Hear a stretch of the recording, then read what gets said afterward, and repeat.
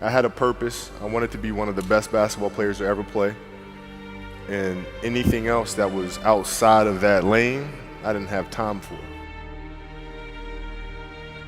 There's a quote from one of my English teachers at Lower Merion named Mr. Fisk. He had a great quote that said, "Rest at the end, not in the middle." And that's something I always live by. I'm not going to rest. I'm going to keep on pushing now. There are a lot of answers that I don't have, even questions that I don't have.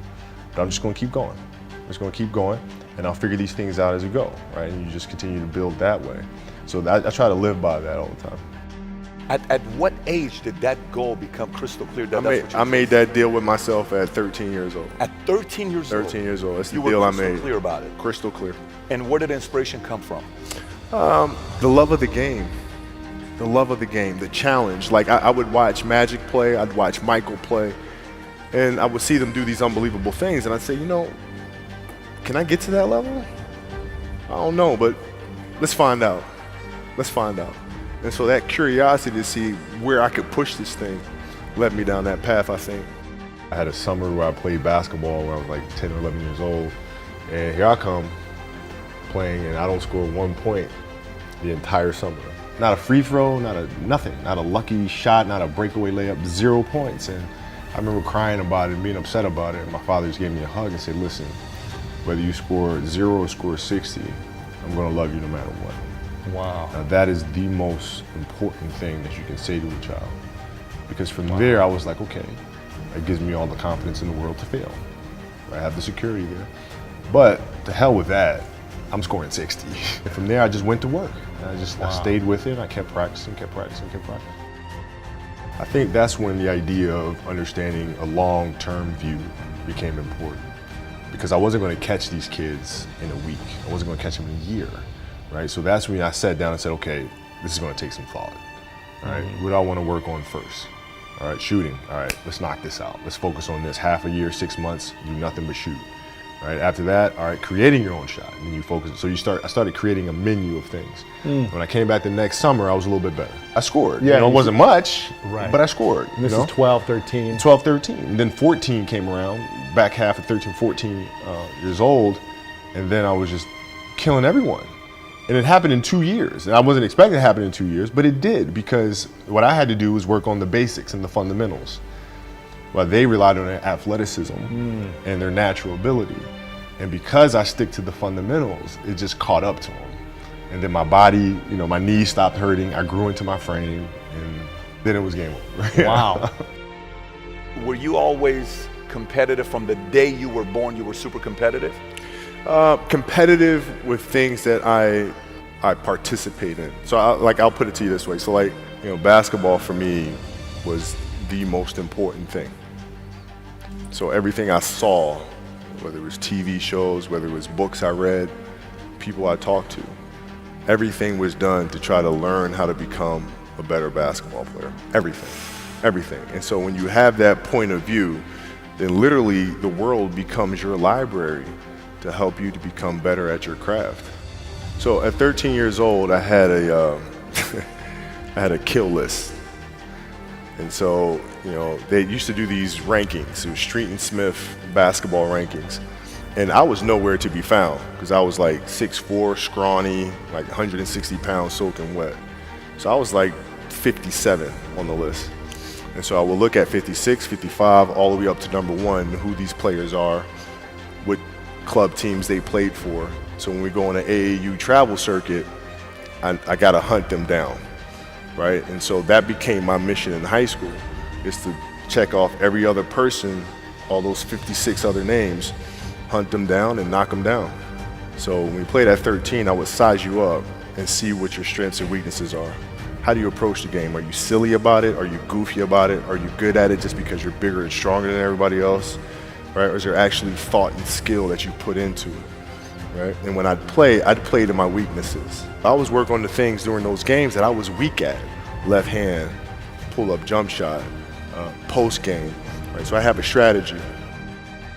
What was really your work ethic like, and for how long did you stay disciplined? Well, I mean, I mean, every day. I mean, since, for 20 years. I mean, it was an everyday process and trying to figure out strengths and weaknesses. For example, jumping ability. Now, my vertical was a 40, it wasn't a 46 or a 45. My hands are big, but they're not massive, right? So you got to figure out ways to strengthen them so your hands are strong enough to be able to palm a ball and do the things that you need to do. Quickness, I was quick, but not insanely quick. I was fast, but not ridiculously fast, right? So I had to rely on skill a lot more. I had to rely on angles a lot more. I had to study the game a lot more. And but I enjoyed it though. So like from the time I can remember when I started watching the game, I studied the game, and it just never changed. What does losing feel like to you? It's exciting. Why is it exciting? Because it means you have different ways to get better. There's certain things that you can figure out that you can take advantage of, right? Certain weaknesses that were exposed that you need to shore up, right? So it was exciting. I mean, it sucks to lose, right. But the hardest thing is to face that stuff. That's a really, really tough challenge. How did you get mentally and emotionally so strong where it doesn't bother you? Well, you got to look at the reality of the situation. Like for me, it's not, you kind of got to get over yourself, right? And then after that, it's okay, well, why did those air balls happen? Got it. I didn't have the legs. So you look at the shot, every shot was online, but every shot was short, right? I got to get stronger. I got to train differently. The weight training program that I'm doing, I got to tailor it for an 82-game season so that when the playoffs come around, my legs are stronger and that ball gets there. So I look at it with rationale and say, okay, well, the reason why I shot air balls is because my legs aren't there. Well, next year they'll be there. You have to do the hard stuff and watch that game and study that game to not make those mistakes over and over again just because you weren't brave enough to face it. So you got to deal with it. Got to deal with it. Face it, learn from it. You don't want to have that feeling again, do you? Right? So you got to really study it, face it, and not to say you'll win the next time you face it, but at least you'll give yourself a better chance. Yeah. It's an obsessiveness that comes along with it. You want things to be as perfect as they can be, understanding that nothing is ever perfect.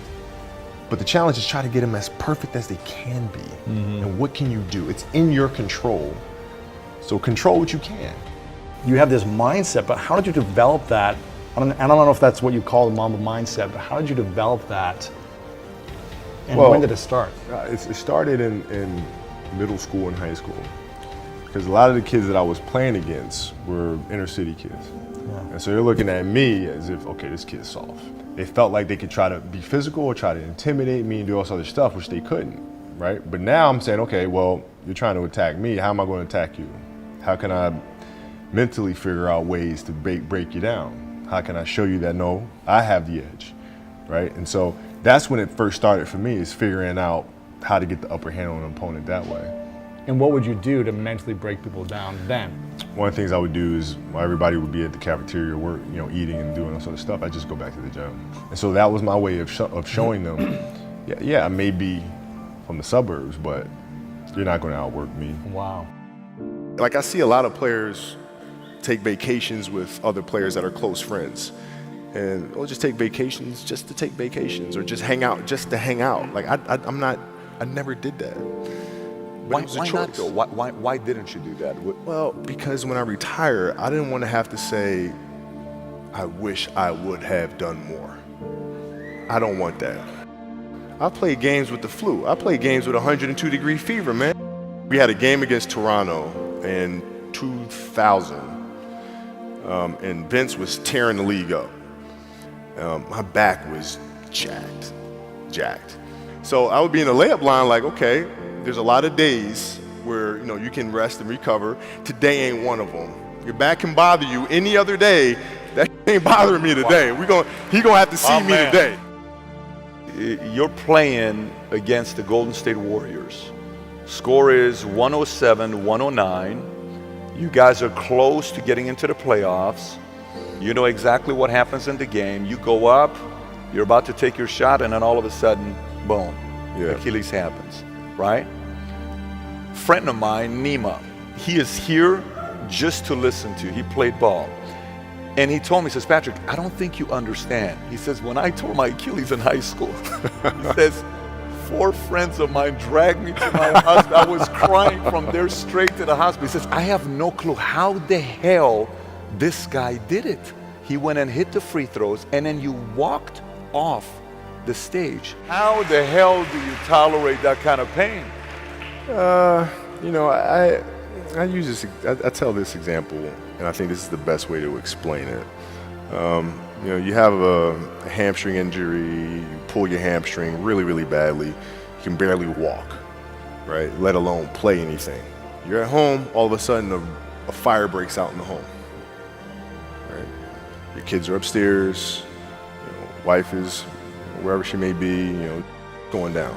I'm willing to bet that you're gonna forget about your hamstring, you're gonna sprint upstairs, you're gonna grab your kids, you'll make sure your wife's good, you're getting out of that house. And the reason is because the lives of your family are more important than the injury of your hamstring. And so when the game is more important than the injury itself, you don't feel that injury. Not at that time. Went in the trainer's room, my kids are in there, and you know, they're looking at you and stuff, and I'm looking at them, and I'm like, you know, it's all right, Dad's gonna be all right. It'll be fine, it'll be all right, it'll be all right, it'll be all right. As a parent, you gotta set the example. You gotta set the example. This is another obstacle.